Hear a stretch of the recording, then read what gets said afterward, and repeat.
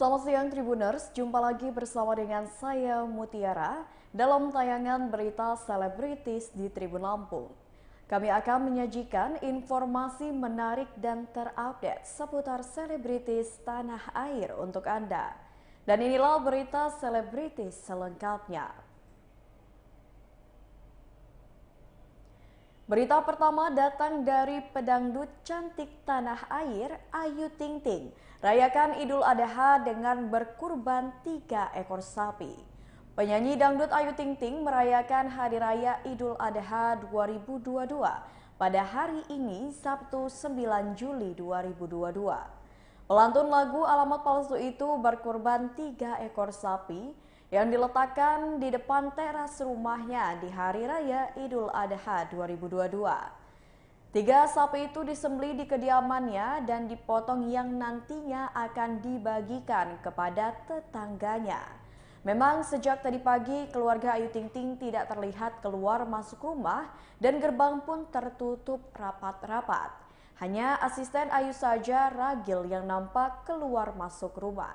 Saat ditanya oleh awak media, Ragil pun hanya menjawabnya dengan singkat. Berikut wawancara dengan Ayu Ting Ting. Keluarga yang menjadi panitia. Alhamdulillah hari ini kita kurban, kita masih dikasih rezeki. Ya saya, Siva, Bilkis kurban. 3 sapi ya Teh? Alhamdulillah. Waduh, saya nggak nyuruh dia nimbang tadi. Tapi gede-gede ya Teh, kelihatan Teh. Alhamdulillah. Yang penting kan yang penting kan isinya daging semua kalau saya gitu. Diperuntukkan untuk siapa Teh? Nantinya ini akan dibagikan untuk siapa? Ini sama warga, pasti sama keluarga. Kayak biasa aja kayak setiap tahun kita sama keluarga besar. Kan keluarga banyak tuh, keluarga ayah, keluarga ibu, terus juga tetangga-tetangga semuanya. Yang penting merata semua. Emang kan seperti biasa keluarga aja Teh ya, tim keluarga yang menjadi panitia. Iya, tim keluarga aja udah banyak. Jadi kita makna kurban hari ini apa? ya alhamdulillah kita masih bisa berbagi ya, masih bisa dikasih kesehatan. Mudah-mudahan semua kurban kita diterima sama Allah dan pastinya bermanfaat buat semuanya. Mereka tadi ikut Menyaksikan memotong sapinya. Ikut. Kita jadi tukang daging kan emang tiap tahun. Dan kebetulan emang setelah pandemi kita kurban lagi nih baru di rumah. Biasanya kan tanya kan di tempat hewan kurbannya, biasanya kita motongnya di sana baru bawa pulang dagingnya ke sini. Cuma karena alhamdulillah maksudnya kondisinya sekarang jauh lebih baik, jadi ya udah saya kemarin putuskan sama ayah, udah ya bawa sini aja semua deh, lagian juga keluarga doang kan. Ya udah akhirnya tiga-tiganya kurban di sini, alhamdulillah. Tapi emang nggak geli mau megang-megang daging langsung ya Teh? Emang tiap tahun kita jadi Bukan lagi Teh. bagi. Teh, ini kan aturan besok gitu ya Teh, dan Teh Ayu milih hari ini tuh kenapa sih Teh? Nah, karena apa ya? Karena emang ini kan kita punya ajaran beda-beda gitu, maksudnya ya tergantung setiap orang punya hak gitu, mau lebaran kapan juga sama aja sebenarnya. Cuma karena ayah sama ibu ngitungnya kan mereka udah selesai wukuf di Arafah, ya kita lebaran ngitungnya ngikutin yang dari sana aja. Sholatnya di sini juga Teh? Iya, tadi sholat kita di rumah. Ngadain di rumah sama keluarga semua. Emang ada musik Teh ya sengaja biar ngumpul semua. Emang semuanya pada di rumah. Kan kita keluarga besar, jadi ya udah pada ngumpul aja. Toh kakaknya ayah kan emang suka jadi imam, jadi ya udah sekalian kita bikin di rumah. Teh ada beda nggak Idul Adha tahun ini sama tahun-tahun sebelumnya Teh? Alhamdulillah nggak ada bedanya ya. Cuma sekarang Siva kan lagi dalam kondisi ya lagi isi gitu, jadi ya beda aja. Mungkin tahun depan ya udah ada ponakan. Teh tadi Ikis gimana antusias ngeliatnya Teh? Seneng, dia mah seneng banget. Tadi sapinya dia dipotong pertama, terus sapi saya kedua, baru Siva tiga. Kondisi ayah sekarang gimana Teh? Ayah, alhamdulillah udah baik sehat, alhamdulillah udah kembali lagi normal. Cuma nggak boleh terlalu banyak Kecapean. jalan dulu gitu. Tadi bajunya temanya biru ungu atau gitu Teh tadi? Apa ya tadi? Biru muda ya, biru silver ya tadi gitu. Ibu itu yang bikin seragam kebetulan. Emang kalau lagi lebaran memang harus ada tema ya Teh? Iya, di karena keluarga. kan kalau saya ya maksudnya biar bagus aja, biar rapi gitu, biar tetap hari raya kan harus cantik. Jadi juga sampai kurban juga ada seragamnya ya Teh? Iya, kemarin nih kita bikin, saya nyuruh Siva, Dek bikin kaos panitia kurban dong. Oke. Itu idenya Teh Ayu nih. Iya. biru kita biar terang ya. Oke? Tapi di tahun ini juga bisa ngumpul bareng-bareng juga, ada syukurnya seperti apa sih Teh? Senang, Sehat semua. alhamdulillah semuanya masih dikasih sehat. Yang penting kan itu kan semua sehat. Terus ya senang aja lah masih bisa. Berita selanjutnya adalah kabar duka dari salah satu pesinetron tanah air, Diki Topan, ungkap keinginan terakhir sebelum meninggal dunia.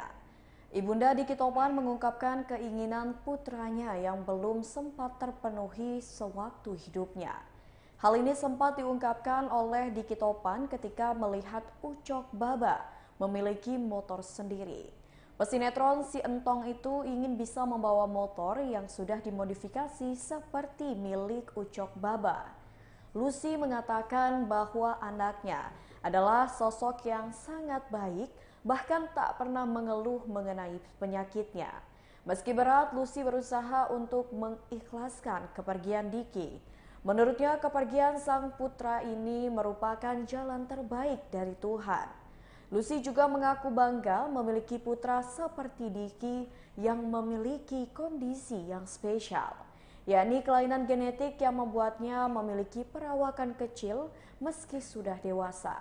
Seperti diketahui, Diki Topan meninggal dunia akibat pembengkakan jantung pada Kamis 7 Juli 2022 lalu.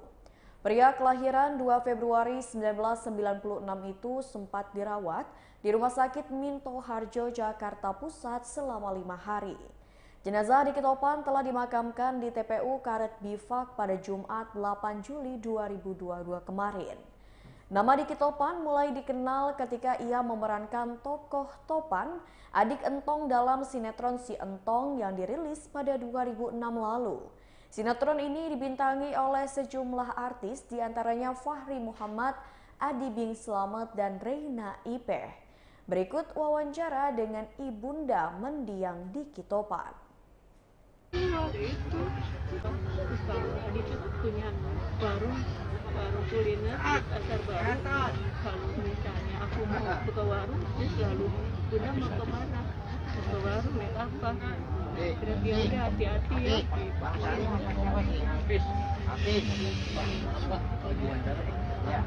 Aku ada keinginan almarhum Diki nggak? Pengen apa gitu disampaikan? Iya, kemarin kan Ucok Baba kan ke rumah, terus dia bilang ada apa ke warung dikasih sama Diki jajan gitu sama Diki. Udah, ini Diki simpan ya, Diki mau beli motor, Diki mau naik motor, itu dia yang terakhir.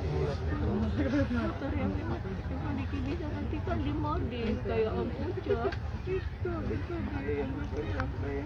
Aku tuh belum membahagiakan Diki. Ibu maaf, itu bisa dikit. Itu disayang sama Allah ya. Diki tuh baik banget. Dia tuh gak pernah ngusahain. Semalam juga dia meninggal juga tutup mata juga gak, cuma dia meluk aku aja. Meluk aku, cuma kenapa Diki gak cium aku gitu. Itu sebelum ibu tidurin itu ya, dia masih Dia melukin, dia gendong Bunda, Diki gendong, yuk kita jalan, Diki mau keluar itu. Tapi aku kenapa nggak keluar ya? Dia ngajakin jalan. Pasti Bang Diki sendiri. Ya Allah, tapi ayo Allah lebih sayang sama Diki. Aku ikhlas, cuman kadang aku juga kesendirian karena kan sehari-harinya aku berdua sama dia di rumah. Berarti Bang Diki sendiri semasa hidupnya ibu sebagai mama sendiri nggak direpotin sama almarhum ya? Kalau mau syuting juga misalnya, syuting juga Diki kita syuting, iya Bun, peran apa iya, tapi Diki iya nggak apa-apa. Diki tuh orangnya ngerti banget.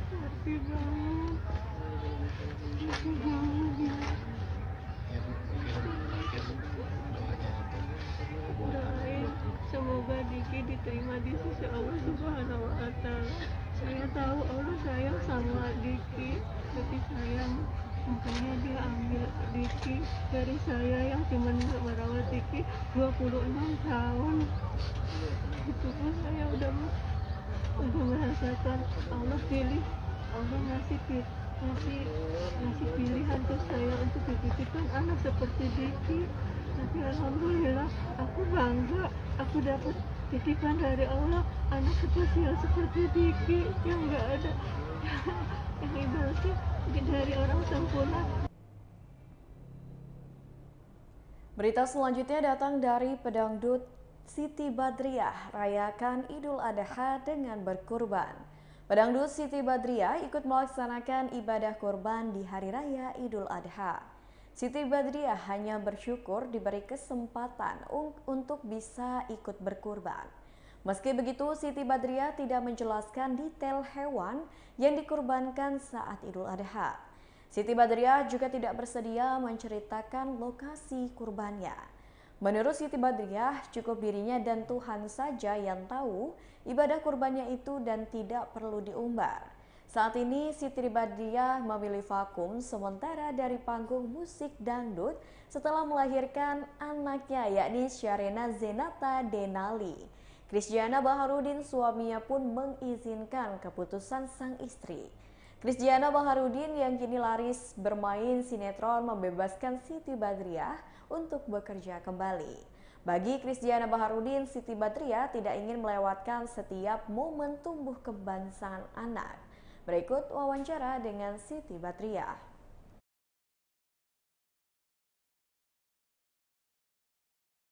Pasti ya takut lah kalau aku terlalu baby blues parah banget. Jadi untungnya pas aku lagi nangis karena ASI aku juga keluar, dia langsung manggil dokter dan dokter juga langsung ngasih tahu kalau sebenarnya bayi pas dilahirin itu dia masih punya stok makanan di hari depan.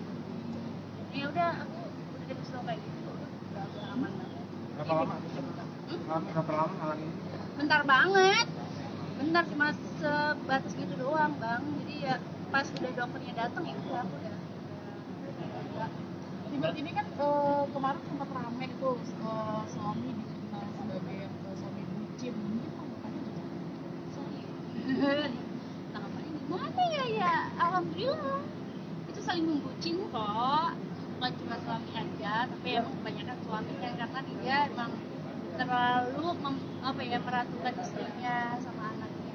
Jadi ya pasti ya suami yang membucin emang. Tapi nggak mau kemungkinan kalau aku juga nggak bucin karena kan kita menikah ya kak ya karena bucin, kalau nggak karena bucin ya menikah. Nah itu suami posting diri muka suami tidur terus banyak di sana. Mungkin Ya itu kebetulan aja lagi cakep gitu, apa namanya ya itu karena keganggu gitu ya. Itu karena lagi cantik aja gitu. Biasanya juga aku mangap sama aja kayak manusia normal pada umumnya kalau gitu. Cuma pas udah diposting aku nanya kok bisa posting ini tumben banget ya karena kamu lagi postingnya lagi cantik. Nggak tahu kenapa aku tidurnya nanti tangan begini. Nggak diapa-apain sama dia. Jadi emang karena aku gini sampai jepit ya. Nggak aman. Ya ini gara-gara lu. Awas. Maaf ya. Terus. Ya. Munduran lagi. Berarti kayak lagunya cantik apa? Dia malah nggak ngizinin aku buat diet dulu kan karena aku masih ASI kan, jadi biarin aja dulu gendut aja nggak apa-apa.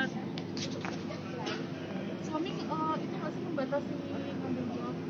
Iya masih maksudnya dari akunya juga aku masih batasin banget, belum yang cantik 3 hari aku keluar kota gitu aku belum berani karena kan aku nggak mau ketinggalan momen dulu kan. Memang ya kalau mau oper pun ya dekat-dekat aja. So far ASI lancar ya kak? Alhamdulillah, insya Allah.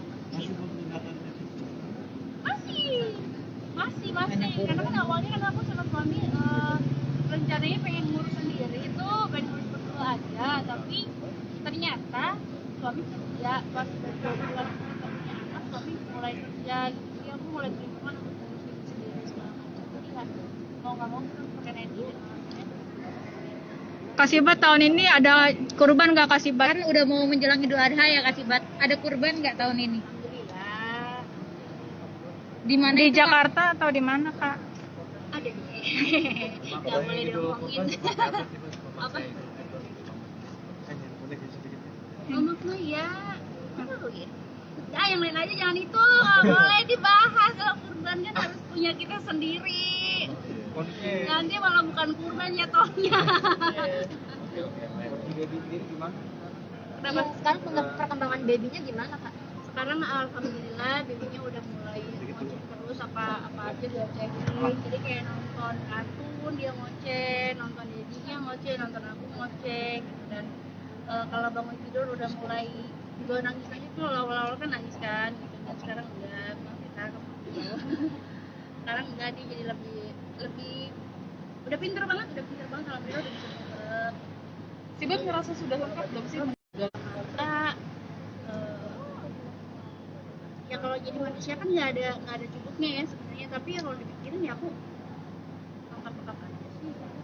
Ya tapi nggak, bukannya aku merasa lengkap aku stuck di sini, bukan, tapi aku harus mencari lagi untuk misalnya kayak karir aku, untuk keuangan aku segala macam. Oke, makasih kak. Selamat.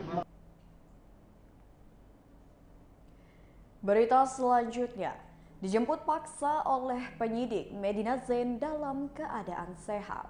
Kabid Humas Polda Metro Jaya Kombes Endra Zulpan memastikan Medina Zain dalam keadaan sehat saat dijemput paksa oleh pihak penyidik. Medina Zain juga sempat dilakukan pemeriksaan kesehatan di Rumah Sakit Polri Kramat Jati sebelum dibawa ke rumah tahanan Polda Metro Jaya.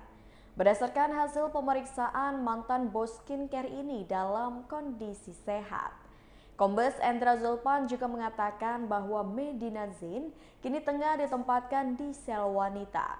Ia juga memastikan tak ada perlakuan khusus untuk Medina Zain dan pastinya bercampur dengan tahanan wanita lainnya. Sementara itu, Kepala Seksi Pidana Umum Kejari Denny Wicaksono juga mengatakan bahwa Medina Zain lebih dulu menjalani tes kesehatan di Rumah Sakit Polri. Menurutnya, baik fisik dan mental Medina Zain dalam keadaan sehat. Sebelumnya, Medina Zain sempat menyebut bahwa dirinya mengidap penyakit bipolar atau gangguan mental. Dari keterangan kuasa hukumnya, Razman Arif Nasution, kliennya itu juga sempat dirawat di Rumah Sakit Jiwa di Bandung, Jawa Barat. Maka dari itu, Medina Zain kerap kali tak memenuhi panggilan dari polisi. Berikut wawancara dengan pihak kepolisian. Di Polda Metro,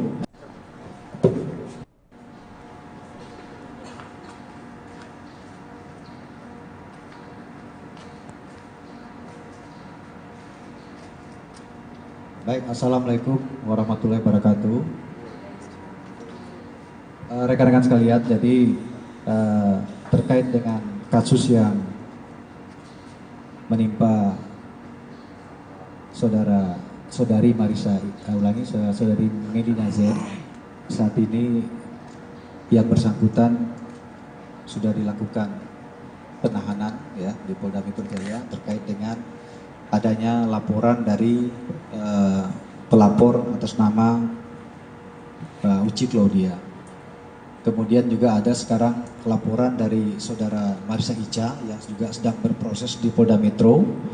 Sehingga terkait dengan hal ini kemarin kita terpaksa melakukan upaya penjemputan terhadap saudari Medina Zain karena yang bersangkutan terkait dengan laporan ini ya sudah 2 kali dilakukan pemanggilan oleh penyidik namun tidak datang, kemudian tidak menyampaikan alasan yang bisa dipahami atau dimengerti oleh penyidik atau bisa dikatakan tanpa alasan yang jelas.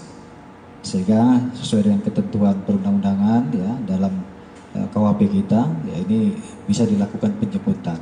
Kemarin sudah kita lakukan, kemudian terkait dengan saudari Medina Zain ini juga ada kasus lain yang di mana berkas perkaranya sudah dinyatakan lengkap oleh Kejaksaan Negeri Jakarta Selatan atau P21 sehingga sudah dilakukan tahap 2 penyerahan ya yang bersangkutan kepada pihak kejaksaan sehingga yang bersangkutan untuk sementara dilakukan penahanan ya sambil menunggu proses perkara yang saat ini berkasnya sudah dinyatakan lengkap oleh jaksa penuntut umum, ya.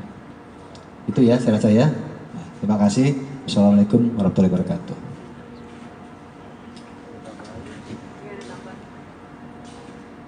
Jadi banyak laporannya, dia juga ada, ya, semuanya sedang berproses. Tapi juga ada, dan terlapornya ini dan dia juga, nah itu juga masih didalami penyidik, ya. Tapi yang sudah berjalan proses ini kan, kenapa kemarin sampai dipaksa karena dia sudah dipanggil berkali-kali, ya.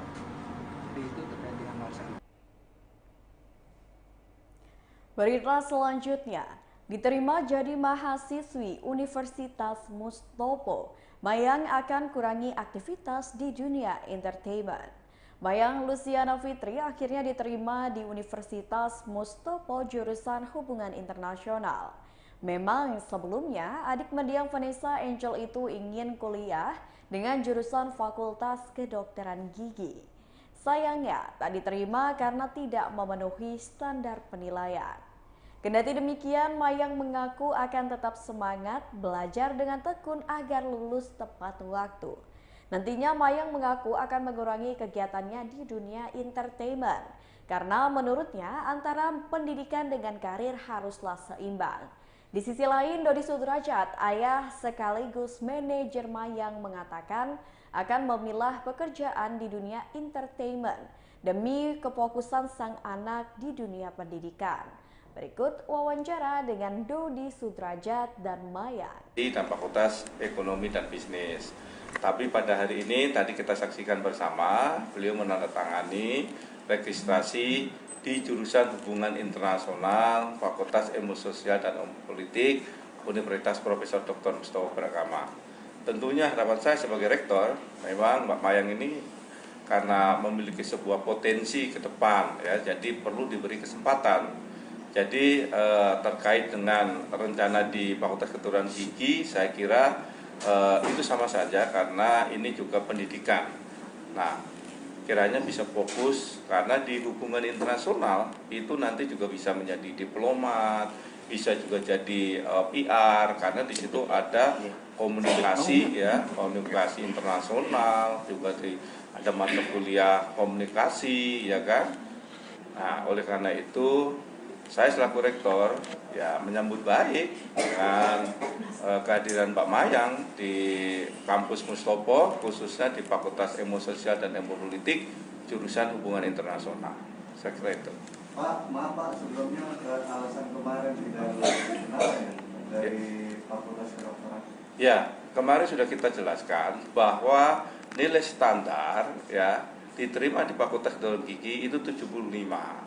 Nah, sedangkan Mbak Mayang di bawah 75. Nah, artinya bahwa belum memenuhi standar, ya, nilai yang ditetapkan oleh Fakultas Kedokteran Gigi. Dan perlu diketahui bersama bahwa Fakultas Kedokteran Gigi itu memang prosedur penerimaan atau seleksinya sangat ketat karena mahasiswanya dijatah oleh pemerintah.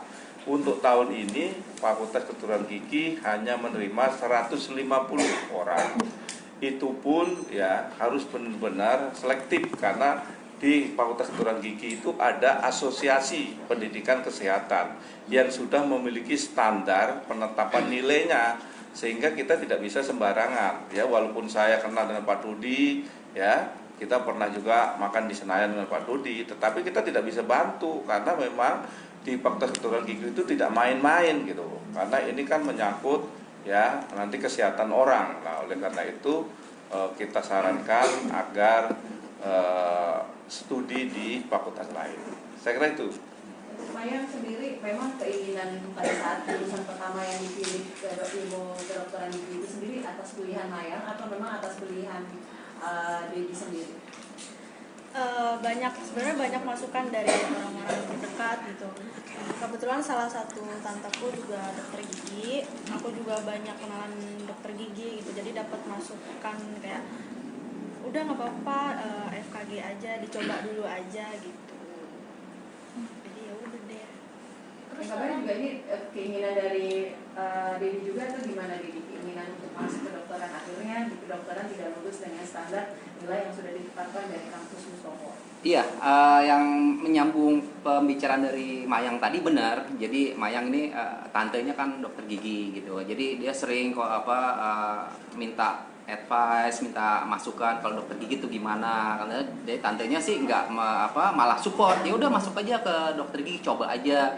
Nanti kalau misalnya memang mau nanti kita belajar juga sama tante di sini. Jadi dia ada timbul motivasi untuk ya coba deh untuk daftar di FKG. Walaupun akhirnya kemarin nilainya tidak mencukupi, ya nggak apa-apa, nggak ada kekecewaan karena bisa masuk di fakultas lain. Ya salah satunya hari ini, alhamdulillah Mayang sudah mendaftar di hubungan internasional Universitas Mustopo Beragama. Jadi itu memang pilihannya Mayang sih sebenarnya pada saat itu. Jadi kalau misalnya memang diterima, ya alhamdulillah di kedokteran gigi. Kalau nggak diterima, ya sudah masih ada fakultas yang lain. Tuh. Ini baru daftar. Sudah registrasi, sudah pembayaran. Ini hari ini sudah registrasi ya. Mayang sudah terdaftar di Universitas Mustopo, fakultasnya hubungan internasional. Aku udah tes, Udah, kan paralel kemarin. Mayang sendiri pertimbangannya kenapa pilih HI? Karena hubungan internasional di Universitas Mustopo itu yang terbaik buat aku gitu.